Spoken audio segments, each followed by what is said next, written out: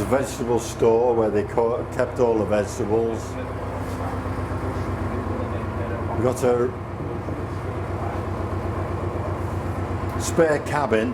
I stayed aboard there when I went out to do repairs on the Lightship when it was out there. And then this is the mechanics. Pardon? Yeah, well, if it's possible. Yeah. Right, thanks.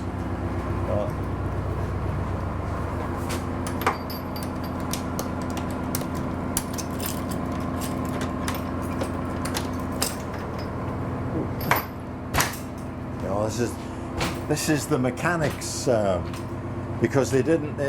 He was looked after the generators and things like that. There was no motivation power for taking it out there. It was towed out. We could, we haven't tidied it up yet, but we've got a. This is exactly like the bunk I would have had when I was at sea as a radio officer. You put your back against there and your knees against here to stop you rolling out, and you've got a little settee here for sitting down, having your beers with your pals, and you're putting all your stuff away, and nice wardrobes and things to put your stuff away, and it was really nice. This ship was one of the best lightships fitted for that time. They even had black and white TV and melamine desk tables here, right? Beautifully fitted out.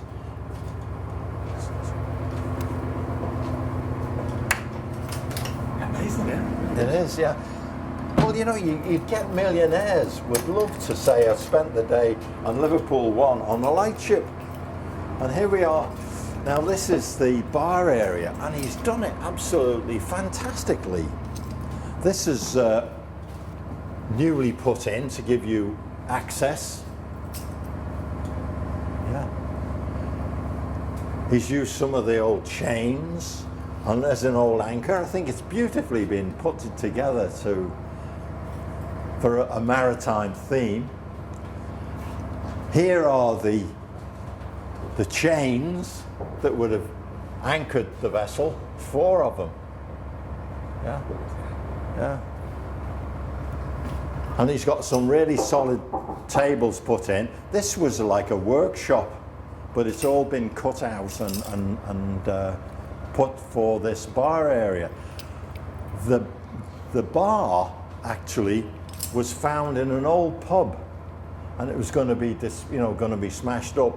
But Gary's got one of his family is a furniture restorer, and he took it to pieces, and he's built this magnificent bar here.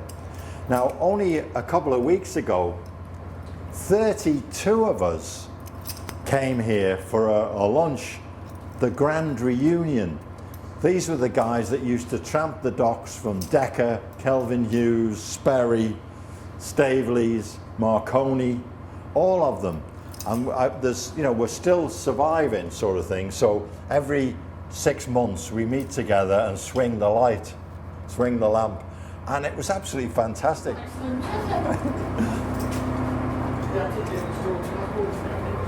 Crew's mess room.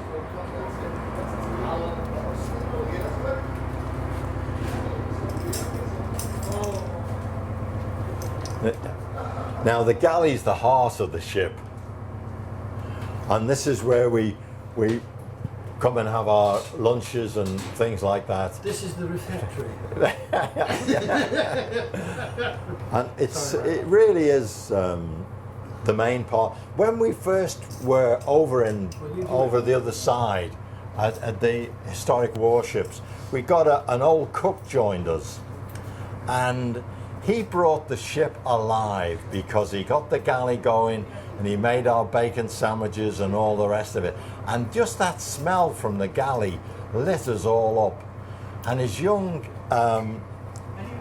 nephew came down, and he wanted to join us. And I said, "Oh, right, we'll make you a galley boy."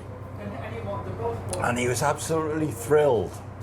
to be the galley boy and help his granddad work on things.